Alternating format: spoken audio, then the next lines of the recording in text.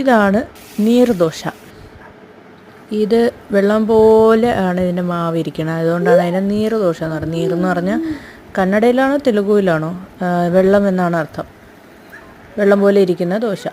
അപ്പോൾ ഇത് എൻ്റെ മോന് ഭയങ്കര ഇഷ്ടമാണ്. അപ്പം അവൻ്റെ ഇഷ്ടപ്പെട്ട ഡിഷസിലൊന്നാണിത്. അങ്ങനെ ഞാൻ അവൻ്റെ ഇന്നത്തെ ബ്രേക്ക്ഫാസ്റ്റ് എന്നുള്ള രീതിയിലാണ് കാണിക്കുന്നത്.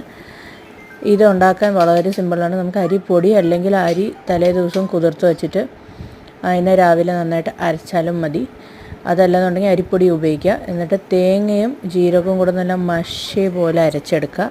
അതിലേക്ക് ഇതും കൂടെ മിക്സ് ചെയ്ത് നല്ലോണം വെള്ളം ഒഴിച്ചിട്ട് നല്ല ലൂസായിട്ട് ഇപ്പോൾ കാണിച്ച പോലെ ബാറ്ററാക്കി എടുക്കുക. എന്നിട്ട് തവ നല്ല ചൂടായിരിക്കണം. നല്ല ചൂടാക്കിയ തവയിൽ നോൺ സ്റ്റിക്ക് ആണെങ്കിൽ ഒന്നും പുരട്ടേണ്ട ആക്ച്വലി ആവശ്യമില്ല. വേണമെങ്കിൽ എണ്ണ പുരട്ടാം.